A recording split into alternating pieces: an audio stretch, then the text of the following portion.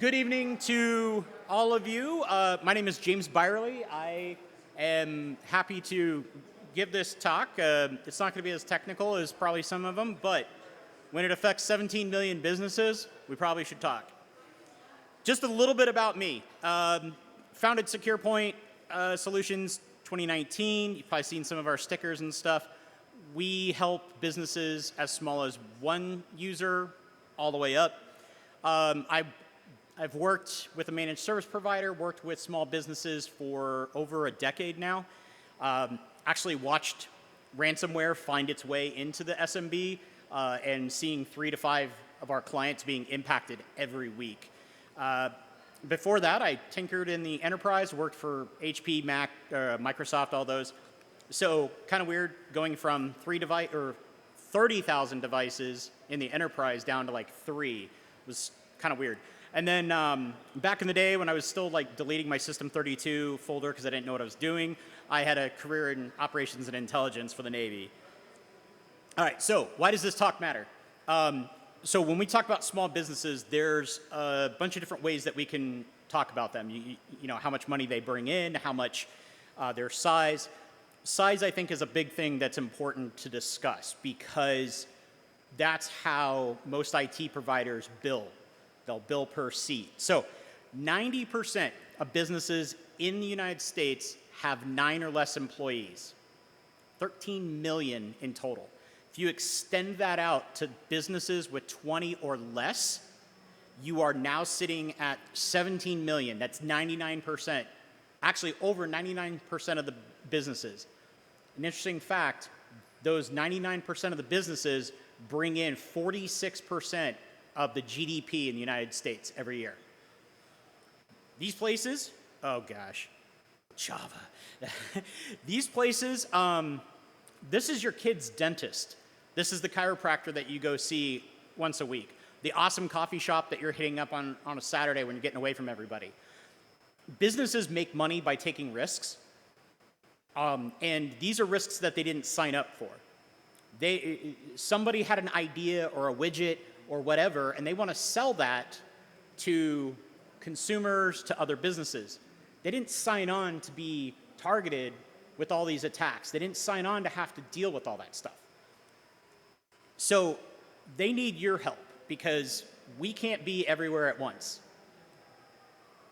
And sometimes the challenge actually includes themselves. Okay, here we go. All right. So some of the obstacles we'll talk about: leadership, resources, vendors. First off, leadership, or sometimes ownership. It's really hard. For those of you that work in a bigger company, you know how hard it is when you want to try to get them to buy in for, you know, a bigger Splunk license, or to send like half your team to DEF CON, or all those other things. Let you take a SANS class. I mean, a SANS class is like my company's entire payroll. In 1 month, you know. So buy-in for small business tech is hard, and it's even harder when we talk about cybersecurity. I can point at somebody's computer and say, you know that thing's still running Windows 7, and it's too old to be updated? You need a new computer, man. They'll understand that. But when I try to explain to somebody that there could be somebody sitting there overseas trying to get through their firewall, or in most cases, through their Linksys router, like, it's all stuff they don't understand. So one thing that's interesting is that some businesses don't even care. There was a small town in Michigan a number of years ago. They got hit with ransomware. The ransom was only like $60,000. That sounds bad, but you know, in comparison, it was $60,000. The 2 doctors that ran this little practice, they said, fuck it, let's just retire. So they retired. So all of their patients who had upcoming appointments, follow-ups, whatever, they were just left hanging. And if I recall, the nearest hospital or the nearest other possibility was like 50 miles away, which that sucks. I'm sorry, $6,500 ransom, not $65,000. $6,500. That's one of your SANS classes. So a couple other things that we hear a lot, the myths, and you probably hear some of that from people, but the ones that we get are, we're too small to be hacked. Okay, I haven't heard any APT saying, oh crap, these guys are too small to be hacked, we'll leave them alone. They say we have nothing that they want. Or I bought cyber insurance. So I love the cyber insurance one.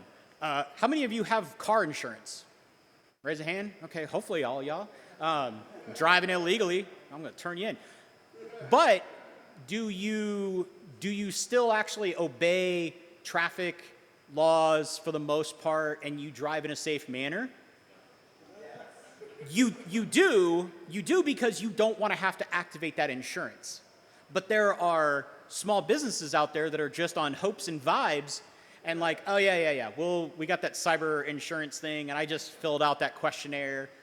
I just marked yes to everything. Congrats. The nothing that they want. Well, small businesses have data, they have W-2s, they have information on both their employees and their customers. And we all know that if you could get into a nice, easy target, it's a perfect pivot point to wherever you want to go from there. Our local FBI rep last year talked about how, yes, in fact, the FBI will cold call you if they've determined that your computers were used in some sort of activity. Also, a problem is there's no in-house voice. Most of these businesses don't have somebody that does IT. What they have is the young one who can Google stuff and was born using computers, or the office manager that has a 30-year-old minor in computer science and never freaking used it. A lot of counties, if they're small enough that they don't have a true IT person, the county assessor's office becomes the de facto IT because they have the big server for all their GIS. That's how they explain that. Lack of resources. Okay, so I'm gonna rant. If there's any vendors in here, F you. I've already used my one fuck. Well, there's two. So providers, true. Providers. So first off is minimums. There's minimums from two sides. One is you have a managed service provider that will say, well, we'll work with you, but it's going to cost you $800 a month. If you have one computer, that's ridiculous. If you have 5 computers, that's still not better. So the old company that I worked for, they priced their machines around $50 a pop. So for them, 14 to 20 computers was their sweet spot. They didn't want the companies that are super small. A lot of IT providers don't understand security. They're too focused on break fix. They're busy fixing the parts on the car and not trying to protect the car. Time. I still take out my own trash. The summertime is when I can enlist my kids' help and they can do some shred. And God, do I have a lot of shred because I've been lazy. But the business owner is usually working in the business versus on the business. And then money. Money is always the big thing. Most SMBs are lucky to hit a 10% profit margin. Now somebody's going to walk in and say, hey, we want like an extra $1,000 a month to protect your network. That's tough. And margins in education and financial industries are worse. All right, vendors. This is the part where I'm going to talk crap about vendors. So when I started my business in 2019, I was like, I'm going to use best of breed tools. And so I had a conversation with a place that rhymes with CrowdStrike, and they said something along the lines of, yeah, we can sell you a block of 10,000 licenses. And I was like, that is awesome, dude. What am I going to do with the other like 9,900? Actually, I had 10 endpoints to protect. 4 of them was our company's. So what am I going to do with the other 9,990? Am I going to hold a sweepstakes or what? They have actually now changed that a little bit where they'll charge like $9 per month starting with 5 users. They realize that there's a huge market, but I got there first. So this was a struggle. The other part is minimum buys, minimum costs, and then long contracts. And Kaseya, I'm probably going to be permanently barred from every Kaseya conference, but They are the devil. They put 36-month contracts in place. Other ones, carbon black. If you want to use carbon black, you have to have a minimum of 100 licenses. Again, that's not sustainable for these businesses. You'd have to almost create a co-op of security products. Yeah. Kaspersky is happy to take $400 from you every year with a 10 device minimum. I can't imagine wanting to put Kaspersky on 10 devices, but you do you. All right, so what can we do? Some of you in here are amazing Splunk engineers. Some of you might reverse malware all day. Some of you do some way awesome stuff that I have no chance of ever figuring out. So what you can do is your kid's dentist, your chiropractor, while your chiropractor is cracking your back, just be like, hey, what do you guys do as far as cybersecurity? Like, I'm curious. Build some trust. Nobody's going to just take you back into their back room and say, here's your, here's the office, here's our server if they still have one. But build some trust. Start asking those questions. Speak in a common language. So I mentioned about car insurance. One thing I have found is that car safety and security are parallels. Cars are the Rosetta Stone of when you're trying to talk nerd to somebody who runs a coffee shop. How many, I saw people that said they have car insurance. Is there anyone in here that does not understand what a car is or how a car works or anything about a car? Okay, good. I brought up this section in a different talk, and it was like an overseas crowd, and there were people like, what is an airbag? And I'm like, ooh, okay. We'll spin back to that. So speaking in that, so this, have you ever tested the airbag in your car? I actually will say that to small business owners, and they'll look at me like I'm insane. And then we explain that, hey, we can test your computers kind of in that same way.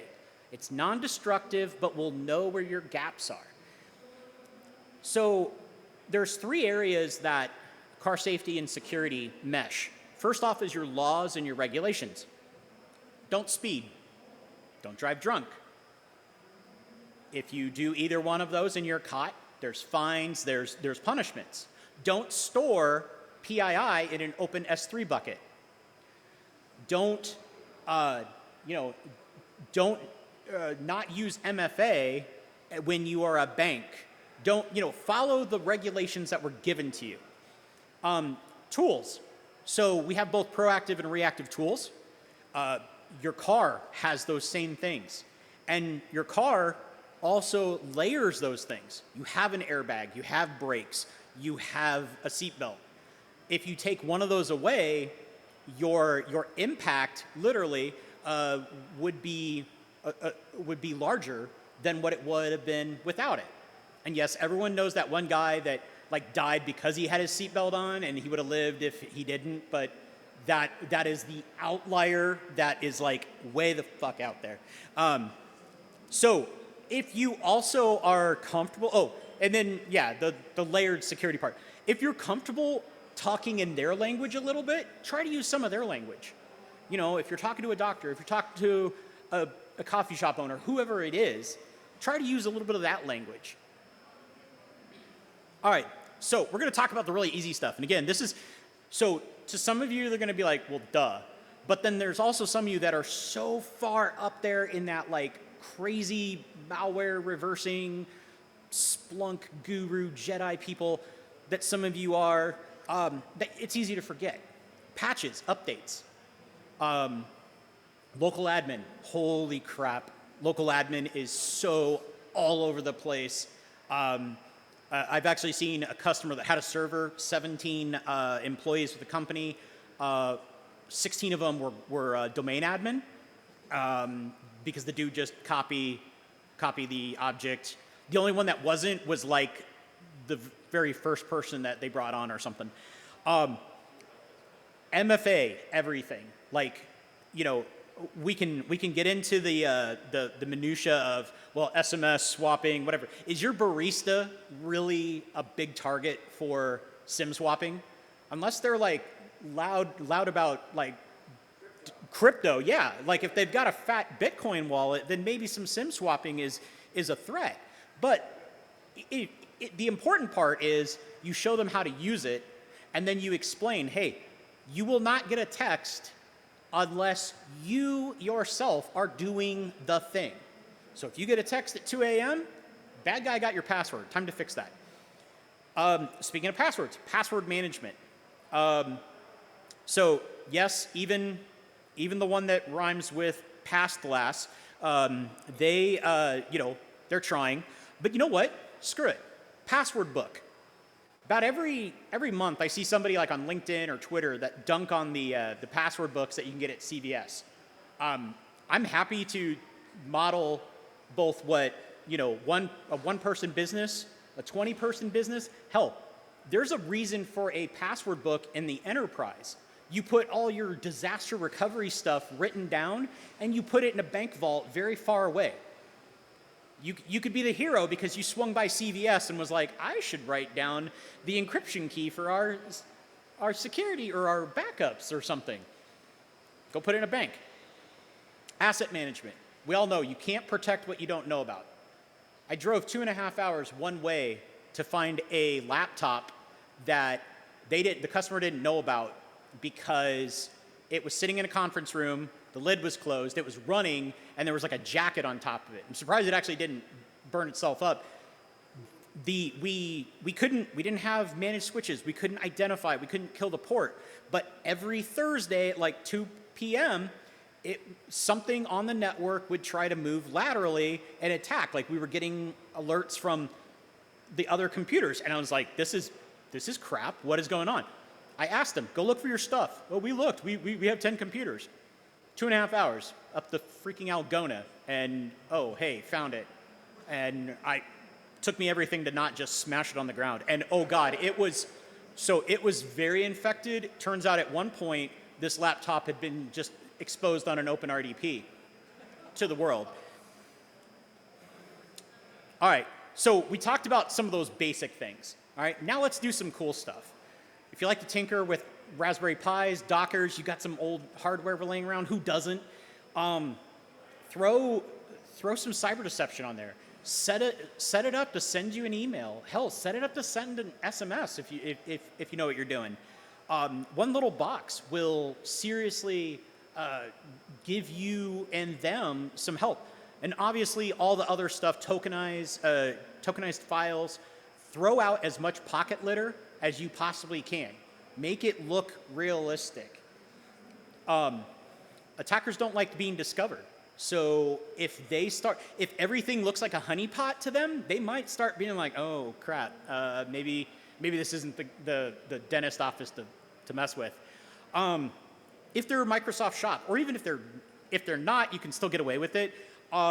Defender, MS Defender, the paid version, mixed with the attack surface reduction rules, and the ability to auto-isolate, game changer. How many red teamers do I have in here? Anyone? Seriously? Cool. Okay. Ask your red teamers that you know if they've dealt with Defender and ASR and if it's a pain in the ass. And then the last one, and it's something I'm actually going to deliver a talk for anti-siphon training in a couple weeks. Shit, I should probably finish writing it. So if you have a customer that's or have a business and they're like, I don't really want to do any of this. Okay, at least let me build you like a little black box. Okay, we're all familiar with an airplane's black box. They're actually orange, but when the plane crashes, they go and find the box and they can reconstruct what happened. If I gave any of you blue teamers 30, 45 days worth of Sysmon logs, you probably could have a really good idea of what's happened.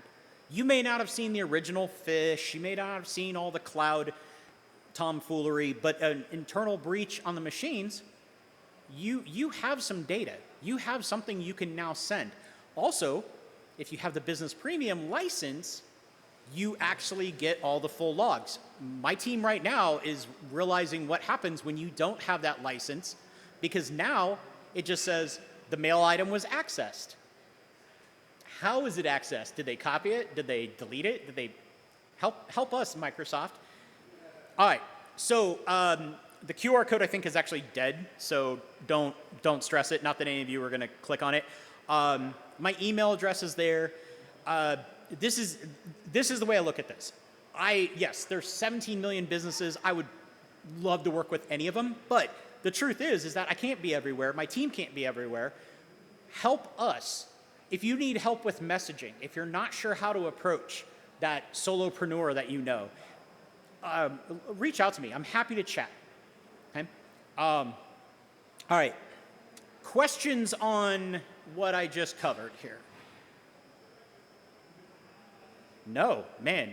I answered everyone's question that they didn't even know they had. Go for it. What kind of lab do you run for training? So we have, we've built our own sim system. It's built on top of. Repeat the question. Thank you. So what kind of training lab do we have? So our company, we have a lab set up. We're using Elastic that we've built our sim on top of, and then we do have some like Sysmon things in place. Since we have a lot of true entry level people, we give them the opportunities to do some some very basics. We also run a work study program that allows us to help adults that are not able to like go to school but they want to get into the career field. And we've actually had a couple of red versus blue events inside the lab, which is always kind of fun to watch somebody who's like, I don't know what I'm doing, and like, okay, and then it's like, congrats, you blue screened your target because you didn't know how to use Metasploit. So, but that's how you learn. Now you get to rebuild the lab. Any other questions? Okay, I have one little plug here. This is going to be probably the weirdest plug that's ever been brought up in SuckDSM. Another problem that I would love help with solving. In 2021, there were 391,000 kids in foster care. There were only 214,000 foster parents or foster beds to help them. Kids that don't have a foster home option, they either go to shelters or the state or whoever works with that family to be like, okay, maybe don't do drugs in front of your 3-year-old because you have to feed them, but do drugs when your 14-year-old's around because they can make a sandwich if they're hungry. And that is no joke. That is your DHS or child services. They will tolerate a level of that. Okay, so foster care gap, it's massive. The NFPA online, that's the national thing. 4 Oaks is our local Iowa one. There's some other ones, but 4 Oaks or NFPA online would be the place to start.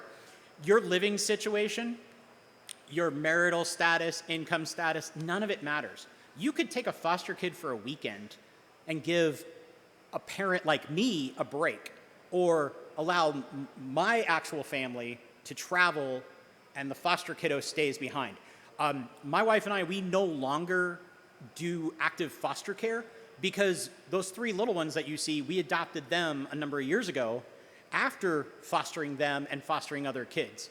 So my give back in my time and my talent and my treasure is to help these organizations and also to tell people like you that this is something that's very important.